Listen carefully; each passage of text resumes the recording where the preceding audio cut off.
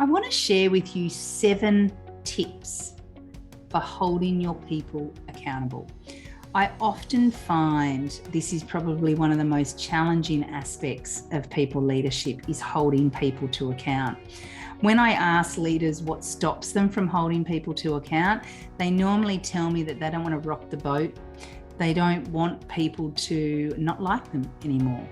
They don't know how to have the conversation. They don't want to disengage people. They don't want to upset people. So in fact, so many of them just stick their head in the sand and hope that it'll go away, but it doesn't. And we know that. We know it doesn't. So some of the tips that I often talk about with accountability is it's really important that we're setting clear expectations, really clear expectations around what we expect of them in their role or the tasks that they're doing.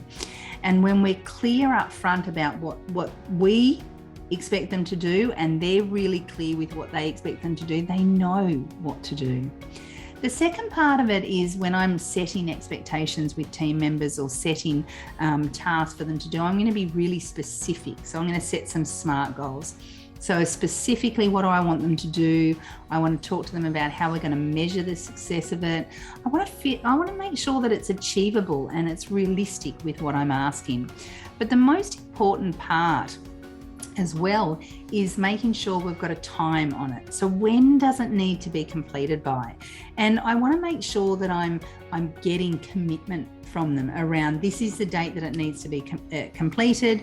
Are you committing to getting the task done? What will you do whether or not there are challenges or roadblocks? How will we deal with that so that we make sure, regardless of what happens, we are clear on the deadline? I want to share another tip, which I often again find that leaders struggle with, is that feedback. Feedback is fuel. So how are you providing feedback to your team members, okay, so that they feel like they know what they're doing and really making sure that they can go forth and know how to do their job. So feedback is absolutely critical.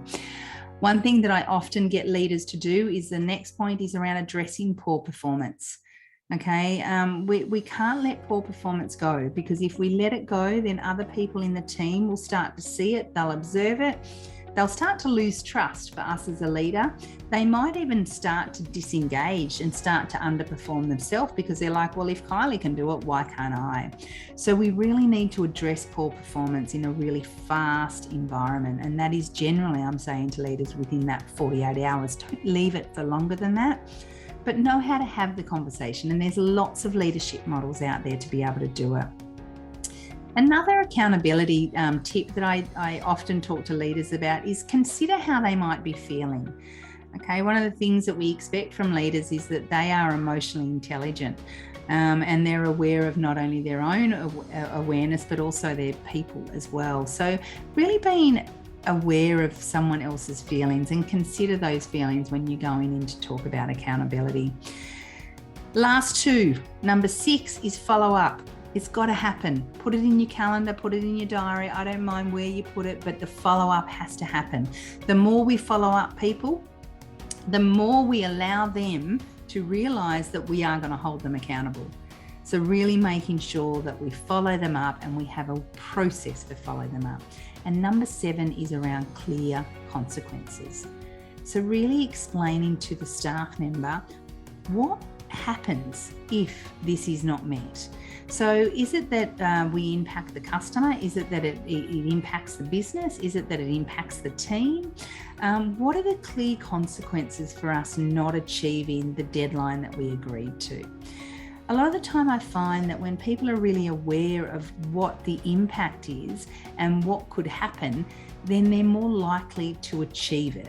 Okay, so really making sure we've got those clear consequences in as well. So let's just read back through them. We've got clear expectations. We set SMART goals so that we're really, really specific with what it is that we're after.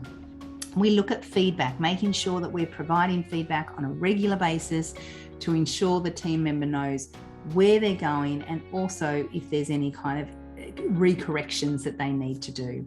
We want to address poor performance when it happens.